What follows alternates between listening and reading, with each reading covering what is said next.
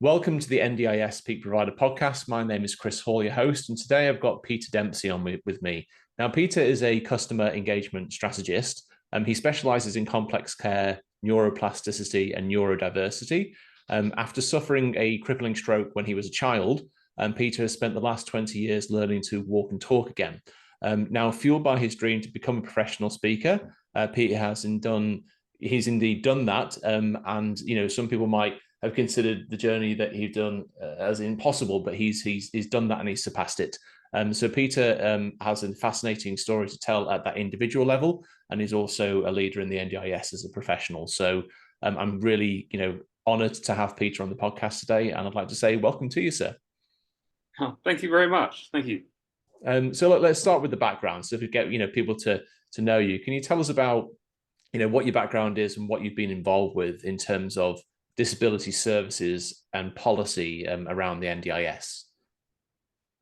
So my background first. I did have a stroke as a kid, which squared me back to square one. And after that, I really realised I was in trouble. And this was the day when they thought the brain was fixed. The brain wasn't going to rewire itself.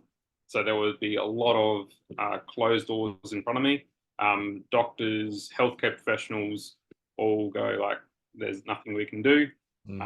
Luckily, my dad was an electronic engineer. So he was like, well, I'm not taking this. And like through his mind was, we'll put energy into it. We'll see what we can get out of it. And since both my parents had a background in gymnastics and martial arts, they thought the best thing is for me to actually move my body and balance and coordinate. So that's what they spent doing. And over the next decade, I relearned how to walk, balance, coordinate, run, and eventually speak. And through that process, I learned, I had severe aphasia, so they did not think I would actually be able to talk again, let alone talk in community again. Yeah. And it was until I was in my mid to late 20s. That's when I could hold a good conversation.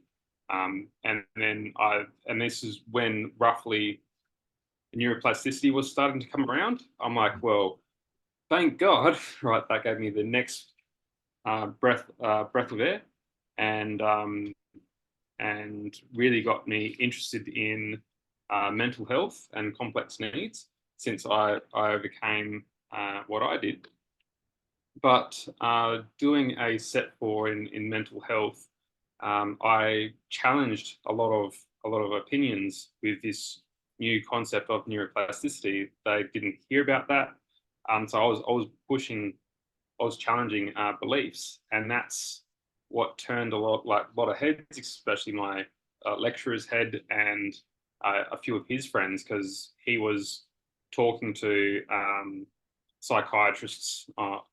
He was deeply connected, and that's what landed me my first job at the State Board of Complex Needs in South Australia. When I was 25, 26, wow. I think. Wow. And there my role was to understand where the people, like the clients, were with significant complex needs. I mean, these guys had multiple mental health issues, multiple diagnoses, and often brain injuries or multiple brain injuries. So it was a very complex case. And the social workers, psychologists, psychiatrists wanted to implement a few, like something to keep them safe or to help them integrate with the community better. And it was up to me to go, right, this can work. I'll try this. I'll do that approach, and to monitor how that was for the end client. So, and that's what gave me a really good understanding about how providers might take the approach and how participants view that approach.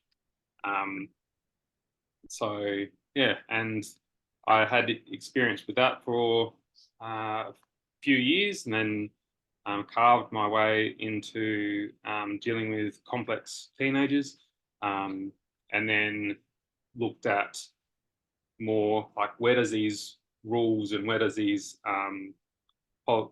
policies or guidance of these policies come from? And that's when I got into professional speaking, because if you can't professionally communicate or pitch yourself, you're not a very good, your rules don't get passed. So I was like, right, being a professional speaker will definitely help, or I could definitely intertwine with these kinds of people. So that was about eight to 10 years ago now. And in the process, I became a professional speaker myself. So, yeah. Wow.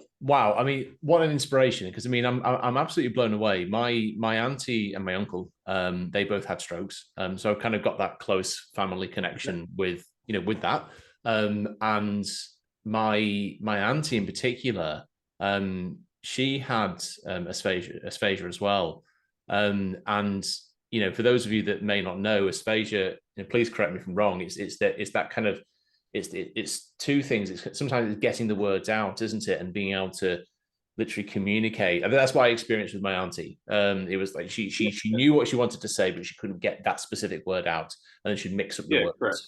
Yeah, correct. Right. So if you ask me, what am I sitting on? Right, it's a chair. Right, but if your mind and your mouth can't get to the word chair, it goes to the next associative word.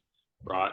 It might be a floor, or it might be a house, it might be something else. And we say like that because that's the next associative word in our brains, right?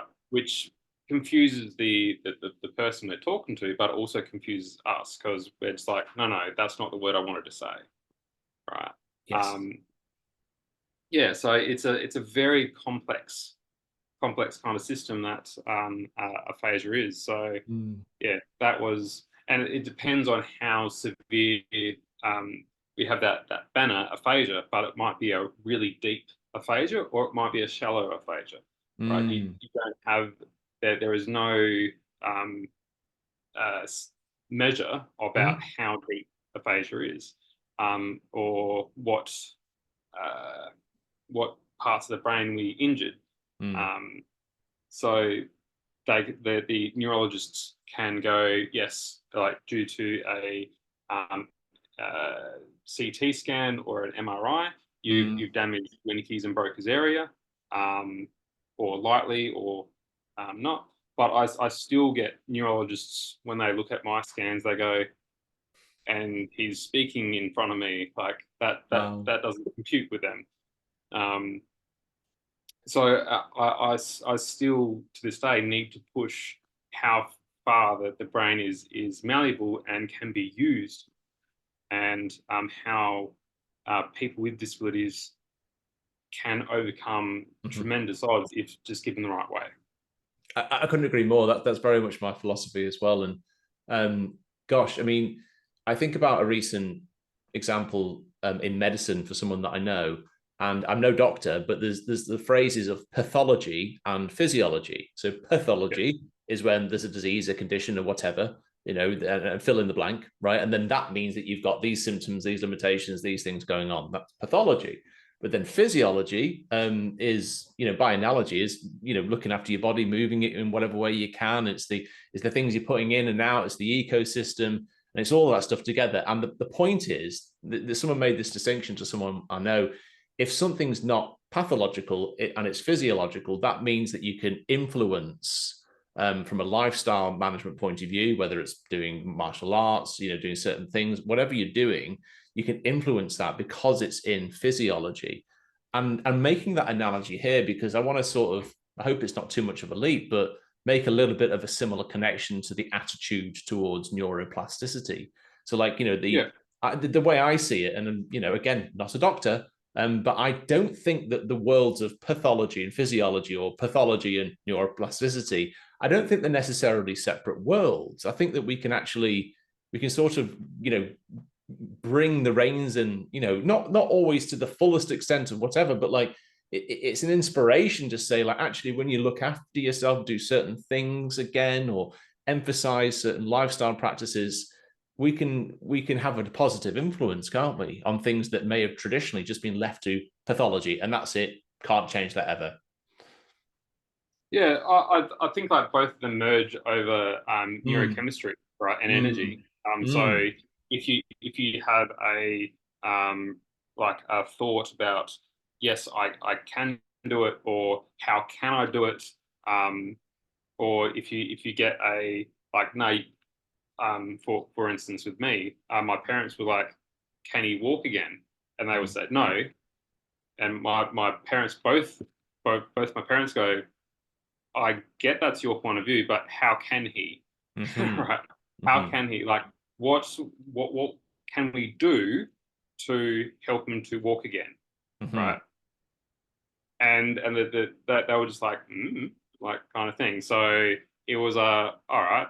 My parents would get down on the floor with me and teach me, if you push up against the floor, you can slowly crawl, right? And I remembered, well, I don't remember this.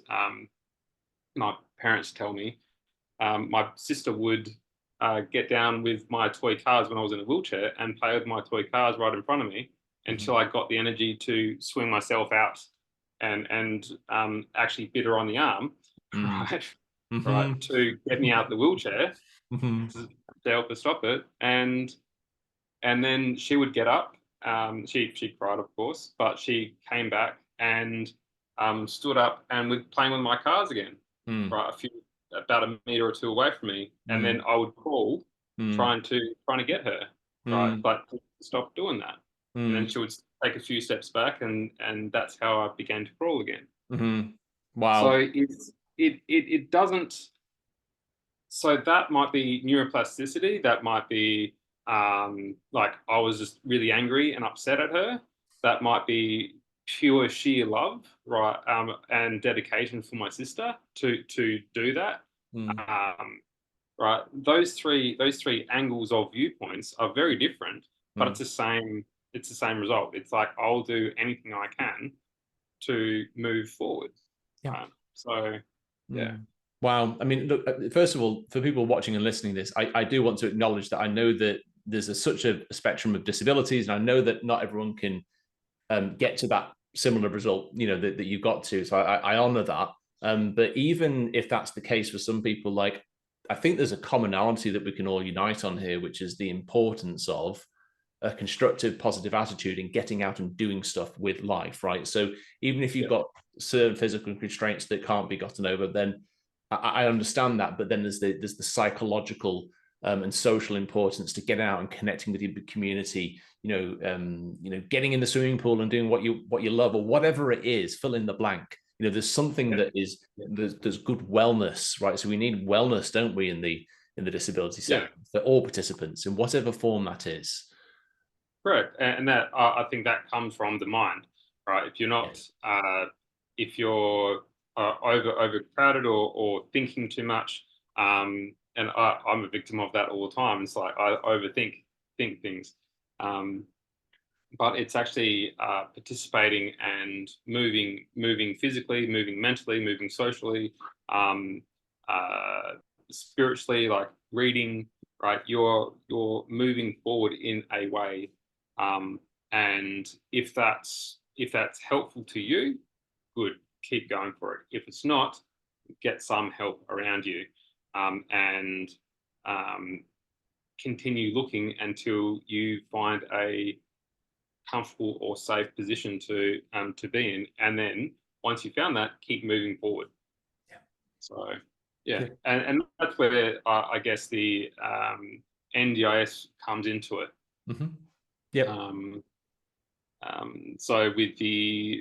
So I've been around since the before the NDIS. That was very, very interesting. And then when the NDIS came about. I was in the brainstorming session, like, how would this look like? What would this be like? And at that point, I was like, well, people with disabilities almost seem like they're running their own business, right? Kind of thing. You have cash flow, like how much, or you have to have a projected budget. Like, how do you use that budget very well? How do you have key performance indicators, right? How does that look? And the people at the brainstorming session was like, oh, that's a really great idea. Like, let's teach everyone that they're like running their own small business kind of thing. Mm. And so I was like, wow, all right, that's a full on kind of discussion. Mm. And since this NDIS rollout, we get to a decade down the track, and there's a over surplus of providers. There's like 300,000 providers, 75% of which are unregistered, Mm-hmm. and 600,000 participants and growing quite dramatically. And I just think it's very complex how the system's built so far. And with the current reviews out now, they offer. I completely agree with the reviews, but just 5 years is a tight window to implement all of the changes. Yeah. And I'm like, how that's a huge task, and there's a lot of risk associated with that. There are, and I mean, yes, I want to mirror that. I agree with the recommendations of the review, and I want to ask you from your point of view about what are the standout findings, because there's a lot. You know, which ones really stand out? Which ones really stand out? Probably the e-marketplace was interesting. There's a number of providers with there's a number of projects that I'm interested in that are going for that. That's quite interesting. What else? What do you think about the support coordination recommendations and that stuff? You know, the kind of evolving of support coordination as a role. Oh, to navigators. Yes. Right. Yeah, I thought that was a curveball. Yeah. Yep. I thought that was a really big curveball, because it's like, well, the NDIS is just doing what it did when the NDIS started. When the NDIS started, there was a lot of highly skilled professionals that were just wiped out, because suddenly, as states, the states had no money anymore. And I had a large network of highly skilled specialists in South Australia, and a few people in Melbourne and Perth, that all just goes, I'm out. I'm out of this, because the NDIS is starting new.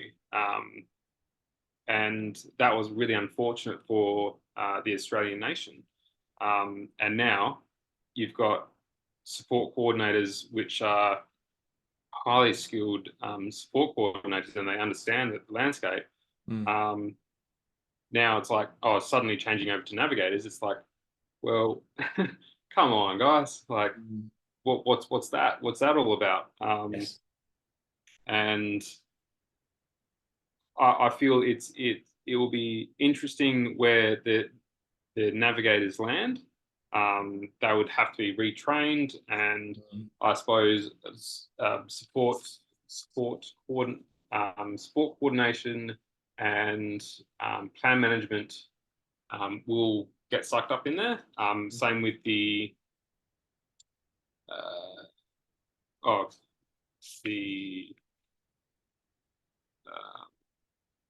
national disability, or the people that review the plans. Mm-hmm. Yeah, I reckon they're going to be sucked up into the navigation role as well. But trying to navigate or trying to direct people to where to go is a mammoth task and mammoth training. I just don't know. I don't see how that will work over the next 5 years.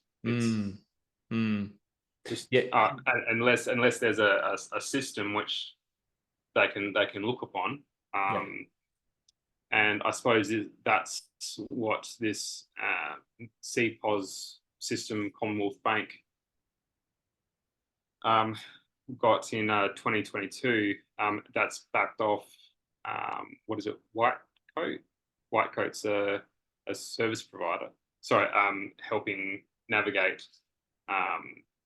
So unless they'll use the Commonwealth Bank with its CPOS system, also use Whitecoat to help the navigators, and just roll that out nationwide. That's a way forward I can think of. But can you tell me about that? I don't know about that. The Whitecoat and CPOS thing. I don't know about that project. So the CPOS system will kill plan managers. It's a transaction. Oh, sorry. The transactions of rather than having plan management. That's the. I wasn't aware that's the name of the specifics. Okay, that's interesting. Yes. Yeah. But in doing that, the Commonwealth Bank acquired a Whitecoat. That Whitecoat's a provider. It helps navigate people towards providers, and it's the largest one in I think Australia. So they've acquired that as well. So unless they're looking at combining the CPOS and the Whitecoat, and then having a tool to help the navigators, right, navigate where to help people with disabilities, I can see that working. But again, I'm just trying to predict how they will create something as massive as this. Well, absolutely. Even just from a paying of invoices point of view, and I don't mean to offend any plan managers. About 6 months ago, when I had Brendan Grell on the podcast, we were actually talking about technologically. Bill Shorten made the comment at the press club saying that, does it make sense to have someone in the middle that processes an invoice and then just claims the money from the government, like the whole middleman thing. And from a pure technological point of view, it doesn't make sense, right? So I think it's inevitable one way or another that, we used to, right now we're talking about agency managed versus plan managed. Even that distinction, it probably just needs to go away. And again, I'm not trying to offend anyone, but I just think it's technologically inevitable, because there's a logical efficiency opportunity there, isn't there? Just from the paying of invoices. Yeah, it doesn't really make sense, and I get that the NDIS want to speed everything up, but with plan managers, they need to once this CPOS system comes online, everyone needs to be, I think, registered so they can work out, so they can do the transaction. Otherwise, it won't work. Yes, there's a lot of service, there's a lot of providers at the moment who are unregistered who keep contacting the plan manager and go, "How do we create this? How do we work with? How do we structure it in a way that works?" Right. So the plan managers are telling providers how to make your invoices work. Yes.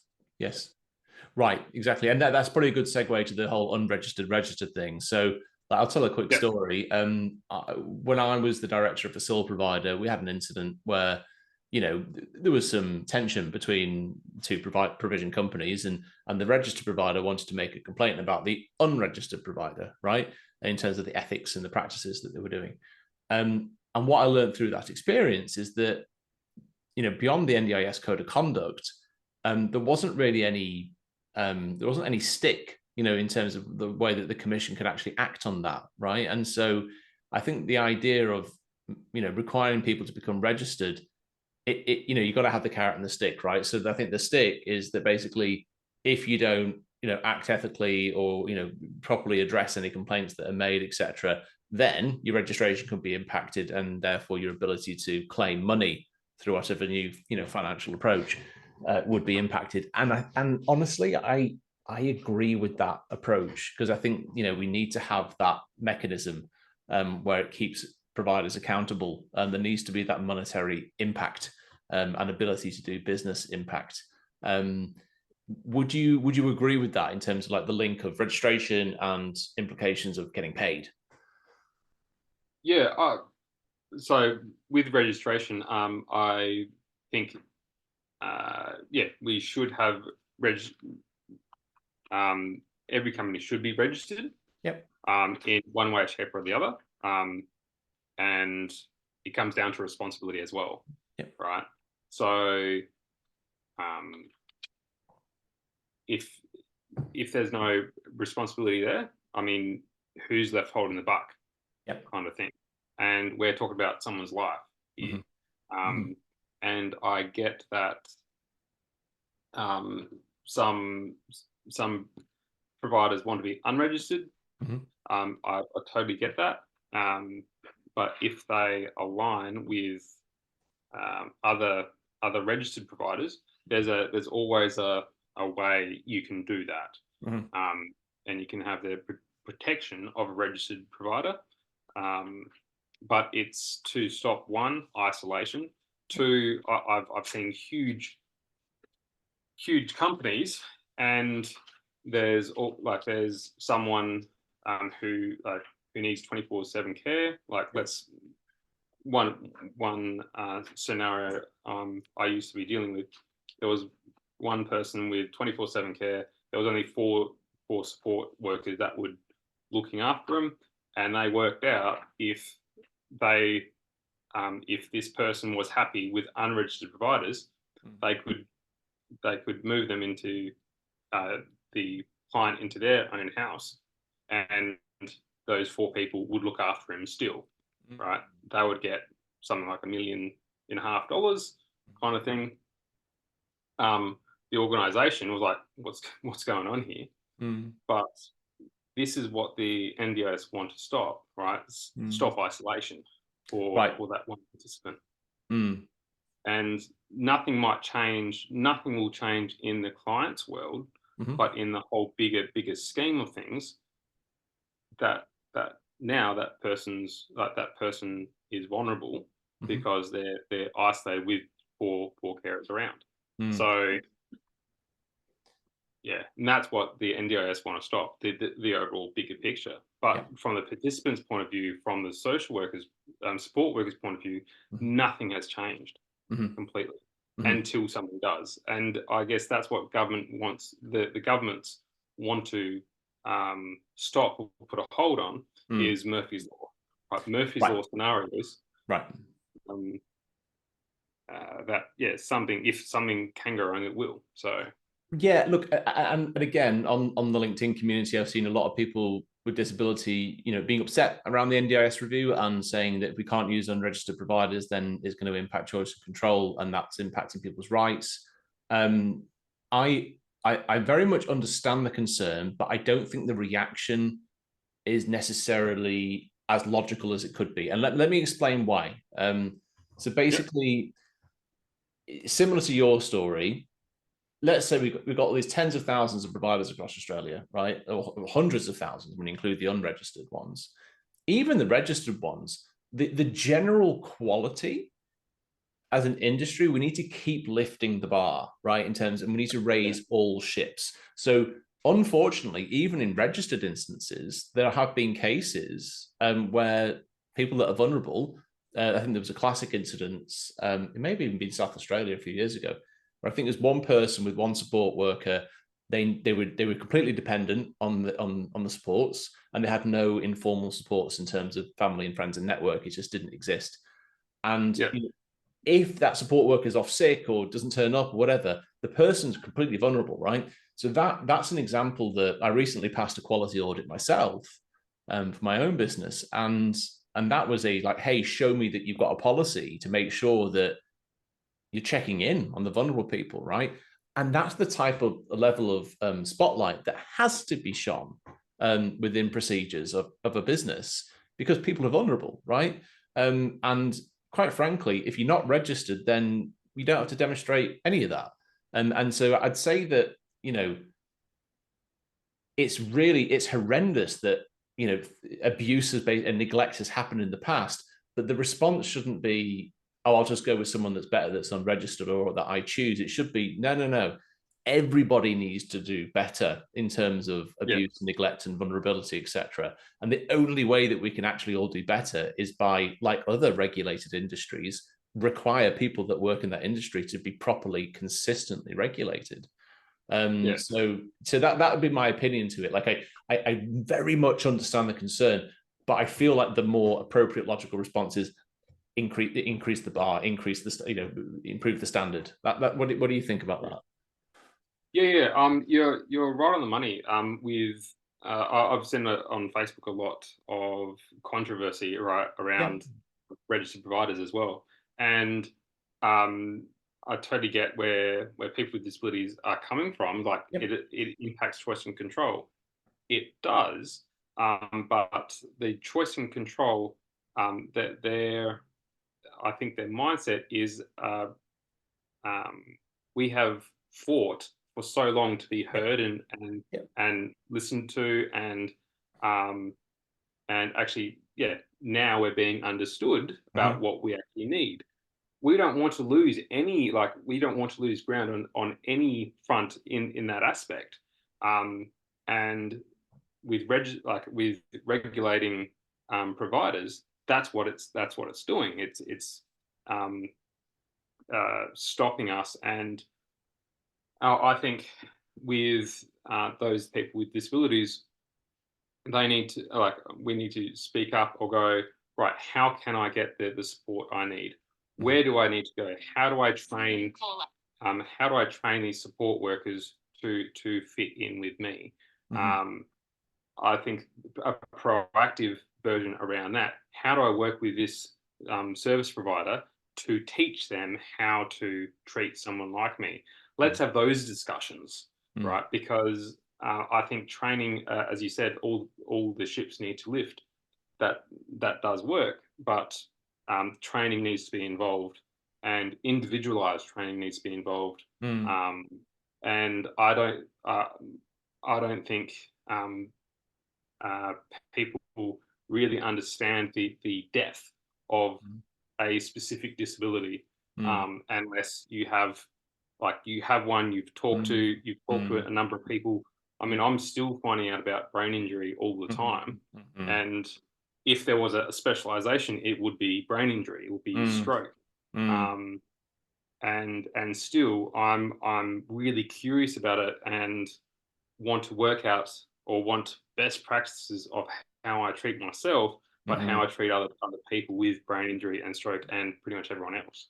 Yes. Um, and that's where I think the specialization will come into it. Mhm. And companies need specialization. Mhm. Um, it's and providers just don't understand about this level of training that Mhm. needs to be involved, Mhm. especially when you're dealing with very complex cases, Mhm. high physical behaviour, high intellectual or brain injury. The best that the NDIS can come up with is restrictive practices, which that might um, or fit that's a complete joke. I mean, um, we were going back to when I was in the complex needs clinic. We didn't ever use restrictive practices, and we Okay. were dealing with some of the most highly um, uh, aggressive people. They Mhm. can be aggressive. but they weren't. Right? And yeah, we were dealing with these guys, and we just knew different ways around how to mitigate their harm to community, their harm to themselves, their harm to us. Yeah, so we knew that, but this stuff needs to be out there more. The training needs to be out there more, and providers need to up level their skills. That definitely links to the regulation point again, because only registered providers can implement two things. You need to be registered. You need to have module 2A as an implementing provider. You need to seek authorization with the local state or territory, form a panel, all that stuff. And lived in that world as well. Tell me more about it, because like I agree with your point that training needs to be. The point is that when you do audit, you have to show that everyone's read the behavior support plan, that they've had training from the behavior support practitioner, etc. I agree with your sentiment that we need to go even deeper in terms of like true understanding of how you can set people up for success. Because I think you're right. Again, it's the ecosystem thing. Like, if you put people in the right environment, the right situation, treat them with dignity, respect, and again, well-being. Like, what is it that gets them happy, right? That kind of attitude. I agree with that. My only question is, like, when you read the documents and the policies and all the legislation about restrictive practice, in principle, it does say that it's only to be used as a last resort. It's meant to be going towards zero, and that you've got these panels that meet every 6 to 12 months, for the provider to say, how are you trying to, reduce the use? So in theory, legislation-wise and philosophy-wise, it is, trying to minimize and reduce restrictive practice. So when you say it's a joke, like, tell me more about that. Like, I'm genuinely intrigued. Like, what aspects of things? Is it the reality in the way it's implemented that concerns you, or is it? It's a reality. Like, I've personally seen there's horrible restrictive practices used. People locked away. Like last week, the week before, I've got, if you don't behave, I won't feed you. That's abuse. I mean, so you're describing, are you, not everything, but are you describing maybe unauthorized restrictive practice use? Okay. Yeah. And it's not like, so that's like, and that stuff happens a lot, like in the disability world, right? And people don't want to speak up because like the people with disabilities don't want to speak up because these people around them are helping them. They need them. It's awful. It's awful that exists. It really is. Like that it upsets me so much hearing these stories. But yes, I get the reality. Yeah. Right. What's happening now, I think, is there's a bigger spotlight shone on it, and now it's like going, right, how do you weed out the cowboys of the sector? Yes. How do you weed out the people that pump and dump companies? Right. So they like, and these are unregistered providers. How do you weed those guys out? Which the government is doing a lot to weed it out. But I think it's people with disabilities as well going, this is happening, right? How do we weed it out? Right. So it's a two-pronged approach. For people with disabilities, need to be empowered to actually speak up and to speak to other people with disabilities who are moving forward. And that's a point where I sit, and I help a number of companies empower their clients. But as well, I think it's up to just the general public to be aware that this stuff happens, and to speak up if it happens. I mean, I nearly hear about not stuff to that extreme, but I hear about fraud and stuff all the time because it's so rampant. Setting, we need to shake the industry up. What are the solutions to that? Because I mean, again, I think number one, we need a common rule book, i.e. registration. Even if we've got different tiers of registration, we've got to have a common rule book. Can't be two versions. But then my question is, I think maybe that, if not already, maybe that should become an extra emphasis of audit as one step. So I think we need to show internal procedures that maybe key personnel and management are showing proactive, regular check-ins to validate with the participant directly that abuse is not occurring. I think that would be a constructive mechanism. There is still the risk of conflict of interest because it's their own company and their own workers, and they have the risk of theoretically sweeping things under the rug, which would be wrong, but it could happen. So I suppose my question is, and I'm brainstorming now, is there a place for third-party advocacy groups that genuinely check in with every single person with a disability to check their well-being, to check that that's not occurring? What do you think about that? What could be the checks and balances? Well, I think that's what there's a there's a community outreach person, and like this is in the review. There's yes, a community outreach, all right, and I think that's what that person will do. Good, right, to do that too. Just like that, I think they will be in they will be employed by either state or federal. I think it's state, maybe by local councils, because that would be a certain location that would be very, very helpful to do. And this person will just knock on the doors and go, how is everything going? Right. So important. So important. Out of so we talked about registration, we talked about plan management and money, having a common rule book. From a support coordination and the navigator point of view, what we talked about the previous history of losing skilled professionals, before the scheme. What about in the near future? What's your perspective on what happens to support coordination companies? What's the organization that's the umbrella that does the navigator? Is it the commission, the NDIS? And forgive me, I'm not in the detail of this. You might be more than I am. Like, what happens to the actual support coordinators themselves and the companies that have been set up exclusively around support coordination? Transition over. I think they would.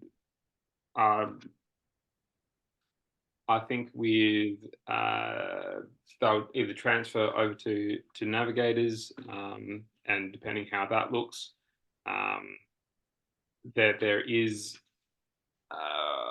you need to be allied health to be a navigator. Okay. Right. So that's a hurdle to jump. Okay. But in the same thing, I think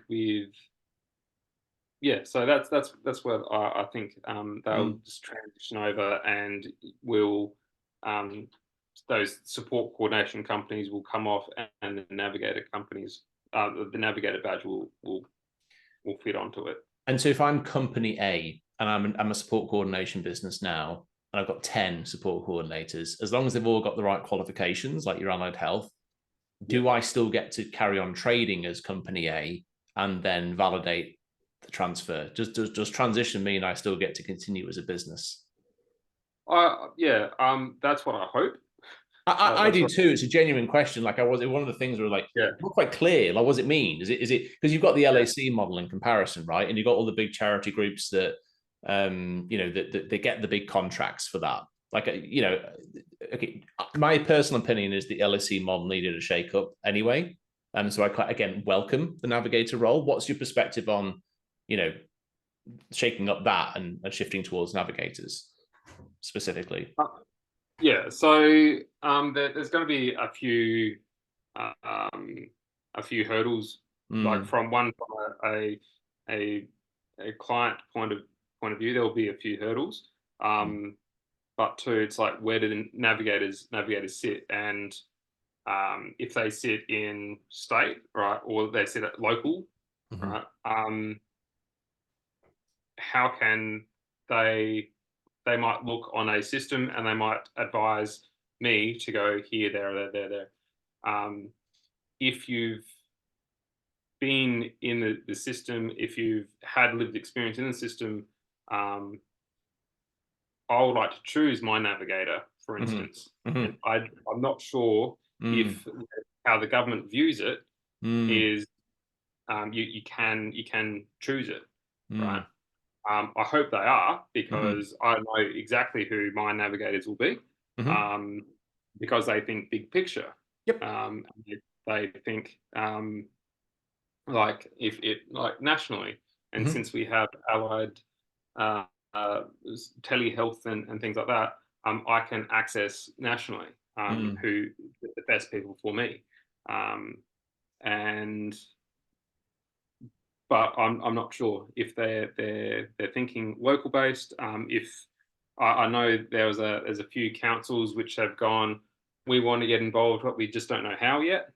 Right. I think that could be a role that they might play. But yeah, it's just all up in the air at the moment. But in terms of advocacy, there will always be room for high impact advocates. I can't meet enough high impact advocates, because I was like, I have so much to do, right, in this NDIS space, that I'm just shaking. I'm just trying to shake up things as they go. Yeah, but yeah.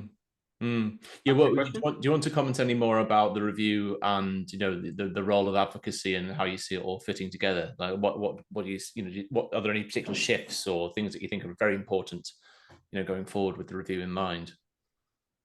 So with the review, it will be interesting what Bill says in February, early February, I think, about what he's going to adopt in terms of the review. There should be a lot more advocates out there, and a lot of people that really want to speak their mind with disabilities should, right, and should get involved. We need to team up with each other, and have the debates between us, and then share it with Shorten. Right. I think since the NDIS has come in, it's highly splintered the ecosystem. Right. So with providers have support workers, and even the support workers don't know who's in the same organisation, and you might have other like clients who don't know each other in the organisation. And since the providers want to say, how can we service these people better, not like that's the question they're saying, not who can we link up with that helps our clients grow better, be more contributed in the community. And that's what I'm really trying to push. It's like a provider matrix almost of different providers going, we do this, who else needs it, and which, like, can we make our clients be the best they can be. And that's what I'm looking at. There's providers that provide everything from allied health to support work to, right, and that's their little ecosystem bubble, which, yes, that works for them, but their clients don't look for other opportunities elsewhere. So, and the clients need that diversity to grow in the community. Correct. Couldn't agree more. Yeah. Okay.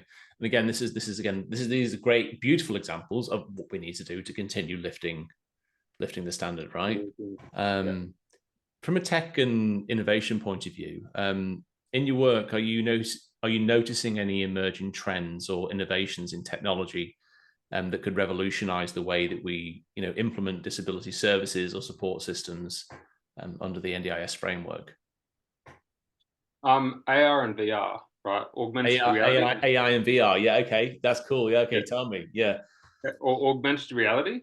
Yeah. And virtual reality is going to be huge in the next 5 to 10 years. Yes. In ways of there's Apple and I think Facebook now have it's going to be rolled out in the next 2 years. Yeah. A way you can view reality, but if you go, okay, how do you get to the shops? And it'll actually point you how to get to the shops, right? Yeah. Huge for somebody who doesn't understand, or where's my keys, right? And have your keys like blink at you, right? Kind of thing.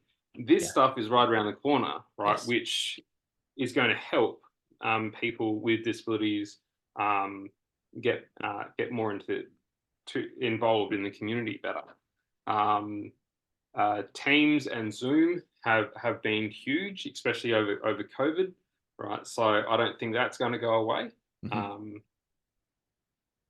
And there's a lot of stuff around.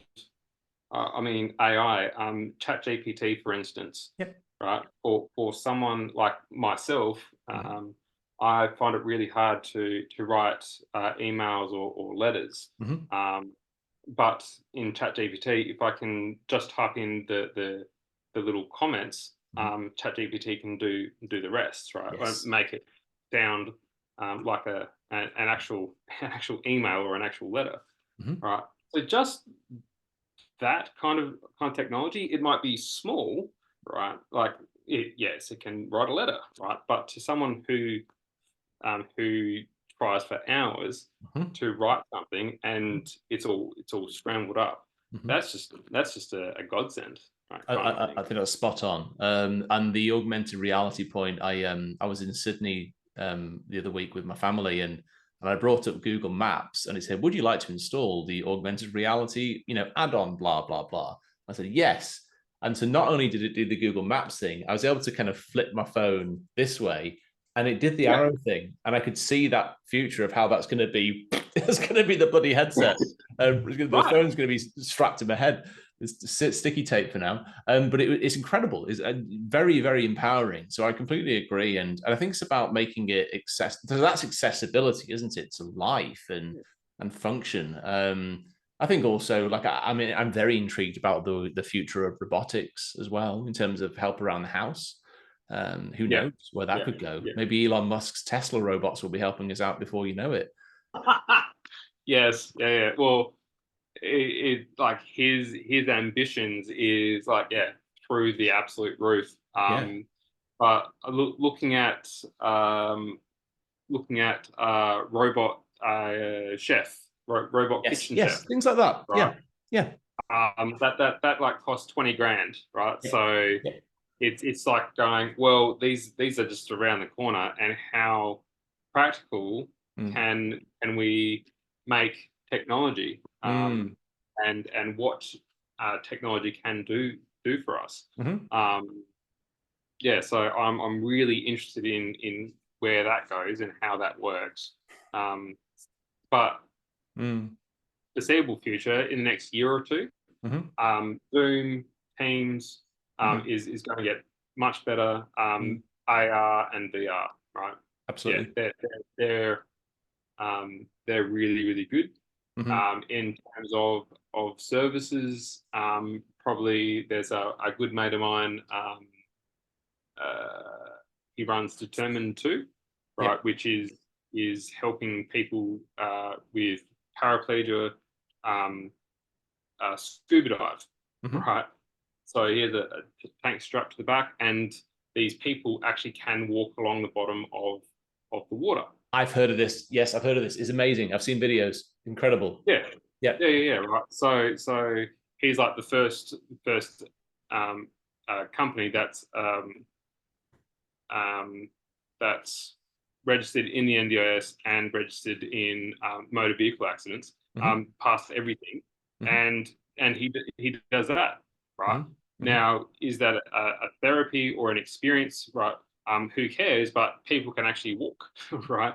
That aren't walking, and that things like that, the innovation, like the thing we've discussed, is going to be huge, and the NDIS should be looking at that with a really close eye, because this is the stuff that creates, like, this is the innovation they're looking for in the NDIS, because the NDIS wanted companies to invest in innovation, and currently it's geared more towards deficit, right?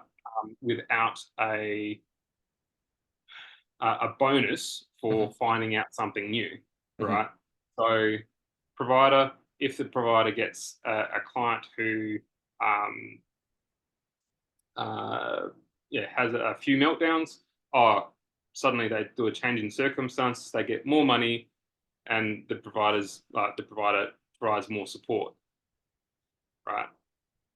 There's nothing the other way. It's like, if you find out something new, if you find out a new technique, new tool, new therapy, new strategy to deal with X, right, you get, right, 50 grand, 80 grand, right, as a bonus for helping the system forward.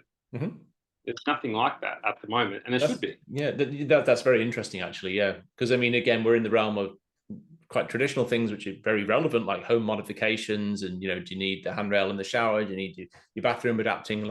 But then, is there a place for similar stuff around tech, basically? Like, could there be a case to made to say 20 grand for a kitchen robot's actually a better investment? Potentially, like for certain scenarios. I don't know. Like, I embrace that technological thing, and it makes me think of I think there's an AI company that's been trying to develop stuff to stop kids from drowning in swimming pools. So it's basically a camera on the pool, and it's then algorithmically, it's still, I think, trying to figure out how do you make a distinction between someone in distress. So here's a random idea.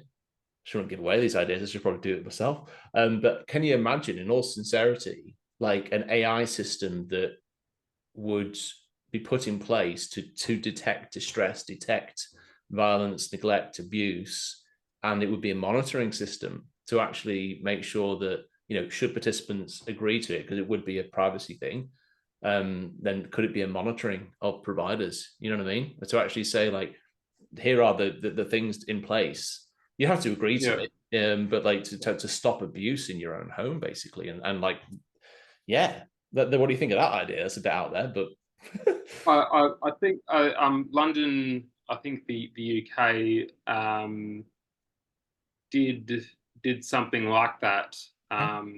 So they had like monitoring cameras all around the home, and these monitoring cameras would be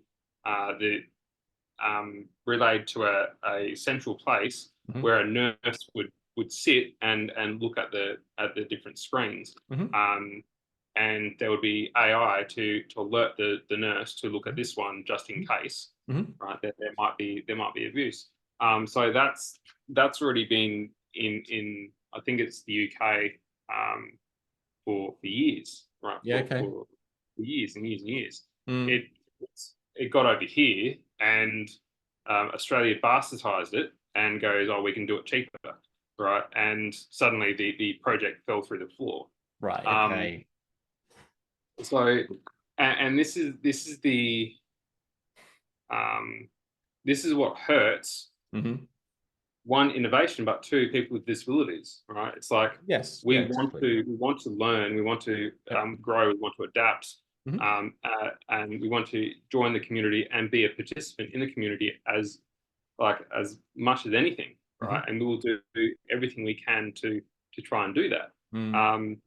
But when there's like innovations happening overseas, that isn't here, right? Isn't here yet. And when it does come here, there's suddenly profiteering in going, oh, we can do a better job than that. And the project falls through the floor. It's like going, that hurts, right? Hurts us, hurts everyone else. I mean, in Japan, they have people with quadriplegia working, right? How do they work? Through robots, right? It's like, why isn't that here? Right. And they've got a perfectly good working model over there. It's like, let's create something like that here. And this is what I'm pushing for, pushing the local councils, pushing the federal to look at and to observe what's going on overseas and try and implement that here, while simultaneously trying to help the sector grow through advocacy and transparency.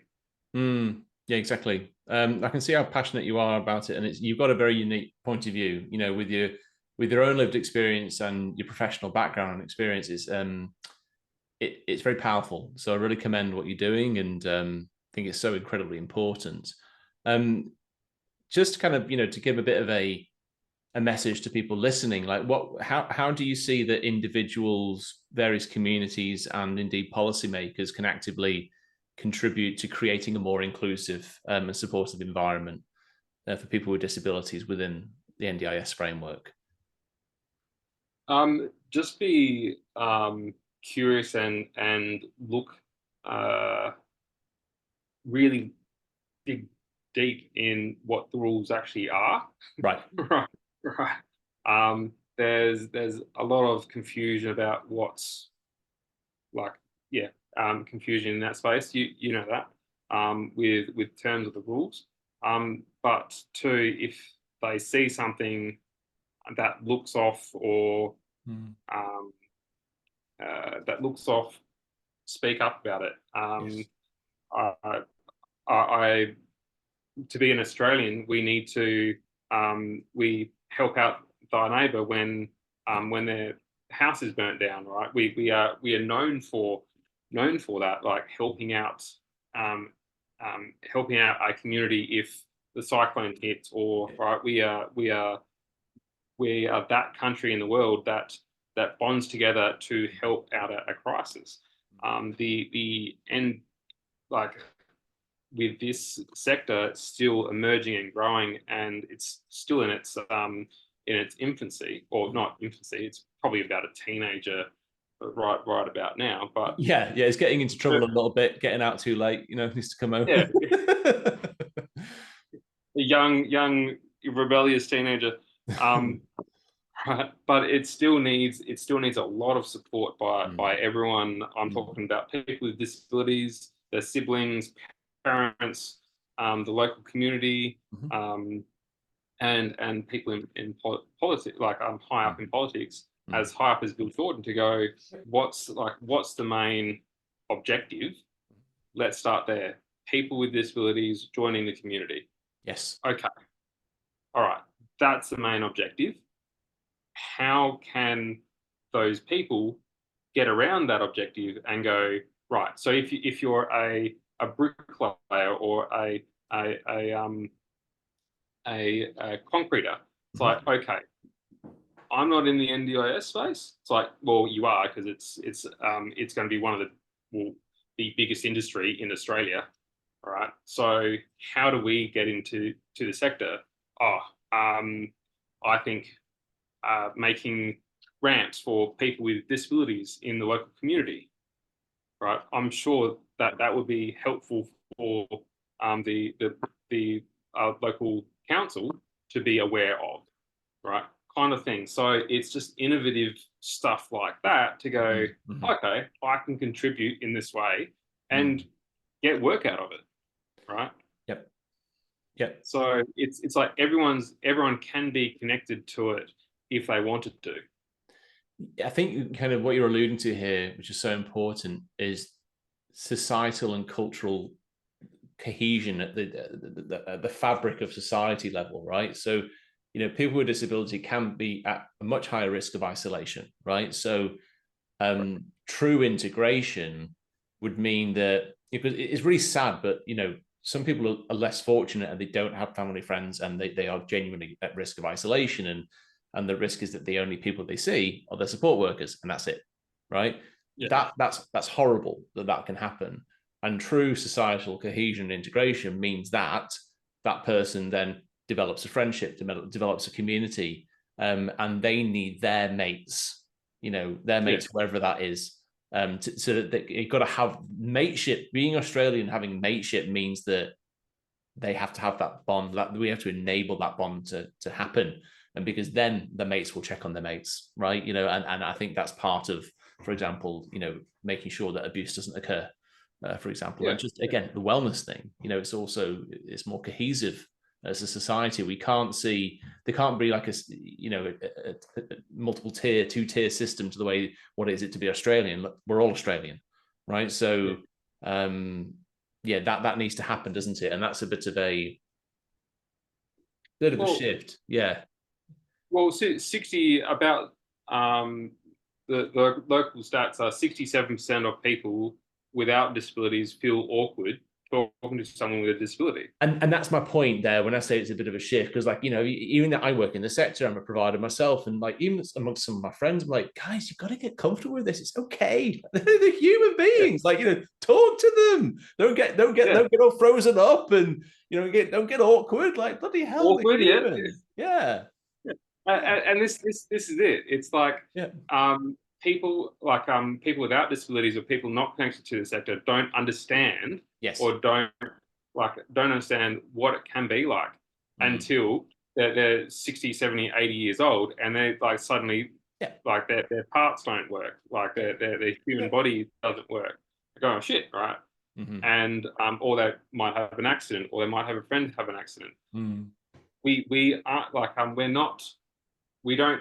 we aren't curious about this sector enough to actually look deeply into it and go, hey, everyone's like this. Like, either you have a disability when you're young, or you have a disability when you're old, right? Either way, you're not immune to it, right? People try to be, that's cool, right? But still, right, you might be the best high fittest athlete ever, and something might happen. A car might slam into you, and suddenly you're paralyzed, right? So this stuff can happen, and it's looking at that and going, okay, cool. How do I look into this enough to go, no matter what happens, I'll still be okay. Yes, and that's what I think the Australia needs to get into their mind, is like, no matter what happens, no matter what disability like I have, I'll still be okay, right? I have these connections. I know they won't look at me differently, and the only way I can see how that's going to be embedded in our community enough to stick is people with disabilities speaking up more, right? And the support workers actually speaking up more and taking the drive, and the providers taking the drive, and the providers and the support workers and the people with disabilities bonding together to go, let's try this, let's work out that, let's find someone with my abilities, and let's start up a group, and everyone at that level being proactive, and when they're proactive, they can shift a lot. So I agree, and it is grassroots, right? Just to kind of echo and tell a very, very brief story. My son is autistic, and when he went to primary school initially, as parents, we were anxious. We're like, okay, how's it going to go? Is it going to work for him? And will he be accepted? Will he be bullied? All these like anxieties as parents. And I'm really happy to say that where I live on the Central Coast, like, it's just it's kind of like that lovely sort of village feel, in terms of like, it's how it should be, in my opinion, right? Everyone just, like, people don't even think about it. They don't even reference it. They just accept, like, his teachers accept, his classmates accept. It's not made a thing of. If he's got any adjustments that he needs in the classroom environment, he gets them. you know, and both of his teachers like that he's had so far, they just embraced it as something to learn about. And it absolutely brings me to tears as a parent, just because I see how accepted he is, and I think, oh God, that's brilliant, because that expresses like what's possible in the world, right? And I think Yeah. about too, you know, there's some kids with Down syndrome in the local primary school as well. Everyone loves them. Everyone loves them. Like, it's not, there's no, you know, we have come a long way as well. Like, I agree that there's a long way to go. But I also very much celebrate how, you know, when I grew up in the 80s, it wasn't like that. It wasn't like that. You know, people like had some bad attitudes towards disability, right? So I do think there's a way, and it happens. You know, you say get together, form a group. Like it's the parents, it's the people with disabilities, it's the teachers, it's all these connection points to the community, where if we can just bring awareness, and advocacy is literally even speaking up and saying, hey, what do they need? You know, what do you need? How can we support them? How can we adjust this environment? Whatever it is, you know, we need a ramp, let's sort it out. You know, that is not just about the NDIS fixing everything. It's grassroots as well, isn't it? Yeah, it's a community base. I mean, there we are. I mean, in a local school, there would be so many parents, right, who would go, let's do it, right? Let's create something. Let's make this school better. And that's what I personally found. That kids are curious. Kids want to understand. Kids want to know why things are a certain way. But as when we turn into adults, we tend to like label and judge it because we don't have enough time. And that transition, right, is happening younger. But I think as like adults or teenagers, we forget, right, how curious and how open-minded we were when we were kids. Yes. And that's what I see, because I love the fact that with my son and my community and the various other people that I'm describing, it's actually the point that it's at the primary school age, because the labels aren't there. Like, it's not even as relevant. It's just like, oh yeah, that's fine. Like whatever the disability is, like there's if we can just kind of I think it's that integration. You know, I think that in the macro picture, that would really shift the cultural equation if we can, you know, truly integrate. I mean, of course, disability can happen at any point in your life. I understand that, but from people that, you know, are born with a disability or whatever it is, if we can sort of tap into that primary school and onward thing, then I think literally we're going to create a more aware and accepting future generation of Australians, because they've been exposed to it from childhood. It can't be the locking people away and, you know, keeping them in separate things and all that stuff. We need that cohesion. Yeah. And like the locking people away, that happened in the 60s, right? 60s, 70s. And metaphorically, I mean, you know what I mean? Yeah. Right. But yeah, now it's like it's everywhere now, and I think it should be out there more.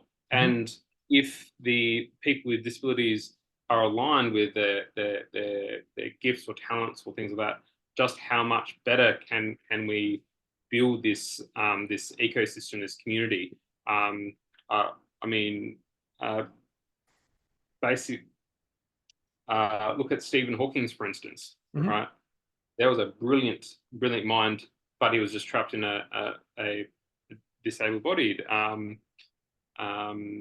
There's a brilliant artist that has autism that takes glimpses of cities and can draw them draw them. It's just like, that's brilliant, right? And how much other gifts or talents can we